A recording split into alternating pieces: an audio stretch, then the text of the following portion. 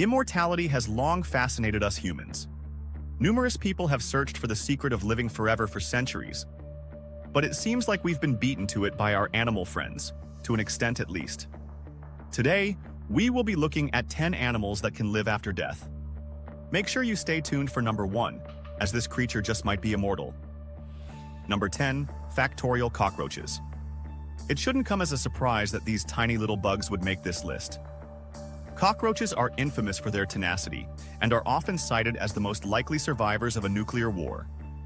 Some even claim they can live without their heads. Well, surprise, surprise, they can live without their heads. In fact, they can go on living for 2 weeks. To understand how these bugs can survive decapitation, first we must understand how we fragile humans couldn't. First of all, humans bleed. And when a man's head comes off, he bleeds a lot. Cockroaches don't have that problem though. They have an open circulatory system which translates to little to no blood pressure. So if their head pops off, the wound just closes naturally due to clotting. And secondly, and probably obviously, human heads kind of hold a very important part of our body, our brain. And without it, humans will not function. Eating, drinking, and breathing are all impossible without the head. But cockroaches, on the other hand, don't need their heads to breathe, as they do this process through little holes located on their bodies. Although a headless cockroach will die of starvation eventually, it's going to take them weeks for them to do so. Number 9. Bees. This might sound like a cop-out to you. No, bees die and they stay dead. However, there is a reason why they appear on this list. Because even though a bee might be dead, it can still sting you. Not in the way that you think, of course. Dead bees obviously can't go flying around and actively sting you. It's that their stinging parts, and more importantly, their venom delivery system, will still work even if the bee is long dead. When a bee stings, the sting detaches from its body, leaving it embedded into the skin of its victim. Attached to the sting is a tiny organ that both contains the bee venom and a tiny muscle that, due to the simple physiology of bees, these actions are not controlled by the bee's simple brain, but rather by involuntary impulses. So, if you think that you're safe picking up a dead bee, think again. There is truth to the expression, running around like a headless chicken after all. Yeah, ask any farmer and they'll tell you, chickens can still run around with their heads cut off. And there's a very simple reason for this.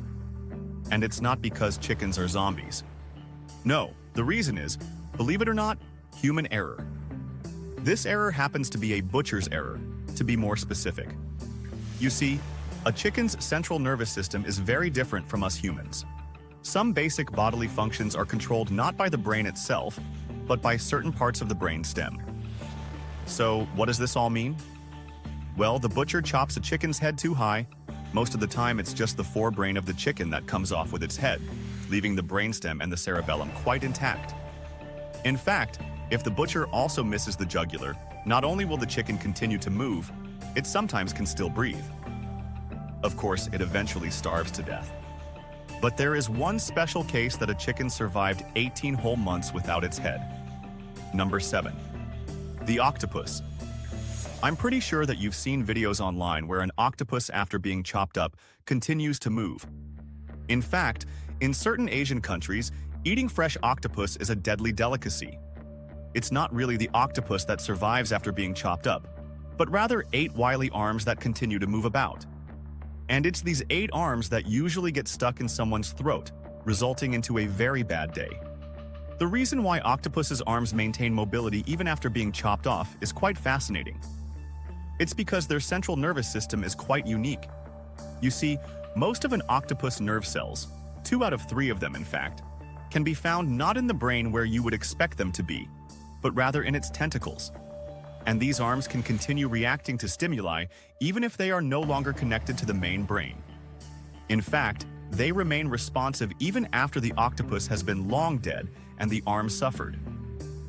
Researchers in St. George University in London conducted extensive experiments on this phenomenon.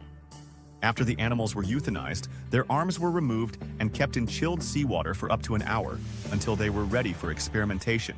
Some arms were suspended vertically, and others were laid out horizontally. They then pinched them. The suspended arms recoiled from the unpleasant stimulus by shortening and curling in a corkscrew shape within 1 second. Horizontal arms also moved away from the undesirable stimuli, many bending in a sort of contrived joint toward the top. These movements can happen up for a week after the octopus's death. 6. Salamanders. If you're going to come up with a list of animals that stubbornly continue to live even after apparent death, you'll be hard-pressed not to include the salamander. This animal has always been synonymous to long life and immortality. It's even revered by people who believe in magic, believing that the amazing regenerative powers of this animal can be considered paranormal. Salamanders have the uncanny ability to regenerate any part of its body that has been chopped off. More amazingly, these regrown parts actually function the same as, or in some cases, even better than the original parts. This is mainly because of a special protein found in salamanders, which facilitates the replication of cells. This protein can also be found in humans, but in smaller quantities, and they help us heal from our wounds. So, does this mean that we can soon regenerate severed limbs? Well, we're not quite there yet. But scientists are continuing to study salamanders and how their unique ability can benefit humans in the future. Number 5. Frogs. It has been discovered that frogs continue to move around even when they're brain dead, or to put it more accurately, with its brain missing. This experiment was brought about when scientists discovered reports of various headless animals continuing to move about. That's very impressive on its own, but let's face it, there's only so much any creature without a head can do. So what happens if you leave the frog's head intact, but take out its brain, you ask? Well, thanks to the "let's chop out its brain and see what the hell happens" approach to science taken by 19th century neurologist David Farrier, we can tell you. A headed but brainless frog actually behaves very similarly to a frog with its gray matter perfectly intact. If you turn it upside down, it will right itself. If you pinch its feet, it will hop away.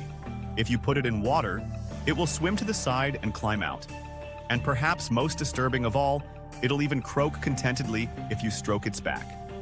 The factor that results in frog zombie-like tendencies is the power of the reflex reaction, which fires the necessary electrical impulses that cause a muscle to expand or contract. Number 4. Flies. You've probably seen David Blaine resurrect dead flies just by touching them. And no, this is not because the magician really has supernatural powers. Flies can survive freezing temperatures and go into some kind of suspended animation. What you really see David doing is thawing the frozen fly using his own body heat. When the insect fully thaws, the fly then flies away. But this amazing ability to survive freezing temperatures is not why the humble fly makes it to this list. Female flies will live for several days after they have been decapitated. Such beheaded females assume an upright stance comparable to that of a normal fly, and can do and engage in complex actions such as preening, flying, and under duress, walking. Even more amazingly, males will court decapitated females. That's right, chop off a female fly's head and not much changes, really. If anything, it serves to make the fly's behavior more human-like. The males still want to have sex with her, while she in turn treats their sexual advances as noxious foreign stimuli. Number 3. Factorial turtles.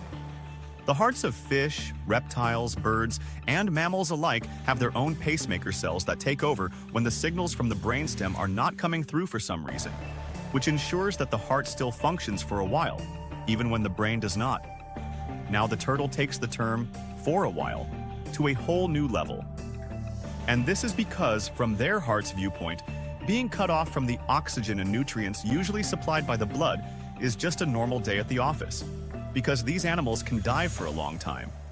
How long? Oh, try 5,000 hours, in the case of the loggerhead musk turtle. Yeah, you heard that right.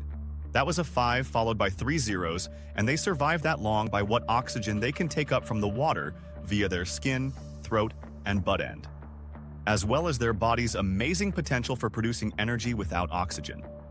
Their hearts have their own fuel stash, and they just won't give up until every last. Now it's time for the day's best pick. Today we're going to focus on an animal so ferocious it can still kill you with its head chopped off. Perfect for Halloween, honestly. People's reaction when faced with a highly venomous snake can be boiled down into 3 categories. running away, freezing on the spot, and oh God, kill it. While indeed chopping the thing's head off may seem the most feasible way to avoid getting bitten, the truth is that that may not be the case. A snake's head, a vessel for its fangs and deadly poison sacs, still have the ability to bite you and deliver deadly venom, even if it's no longer attached to the rest of its body. The snake has heat-sensitive pits at either side of its body. And let's face it, if you're close enough for your body heat to be detected, you're close enough to be considered a threat. These heat-sensitive pits are capable of detecting a threatening presence for hours after death, which means the snake may continue to defend itself, zombie style. And yes, this even applies if the body is no longer attached. I saved the best for last, but first, I have a quick challenge that takes only 5 seconds to complete. If you can leave a like and subscribe within the next 5 seconds, you'll get 10 years of amazing luck. Just try it. It really works. Number 1. Flatworms. Are you familiar with the old wives' tale about how earthworms reproduce? It states that if you cut an earthworm in half, 2 earthworms will form from the severed halves. Of course, this has since been proven to be completely hokum. However, substitute the earthworm with a flatworm, and then this old wives' tale suddenly becomes a very true disturbing story. Flatworms, or planarians, are known as masters of regeneration. They can rebuild any part of their bodies after amputation. If one is cut in half, the head portion grows a tail, and the tail portion grows a head. Cut it into 20 pieces and 20 new worms, each an exact copy of the first, are created. This has been exploited by Nottingham University scientists who have created a colony of more than 20,000 worms. And guess what? They're all from one original, whose bodies and organs do not appear to age. They are confident a single worm which did not divide would live forever, unless it catches an infection or another illness. Which deathless animal is your favorite? Let us know in the comment section down below. Want more videos that would probably still exist until the end of time? Click on any of the videos you see on the screen. As always, thanks for watching everybody, and you all have a good weekend.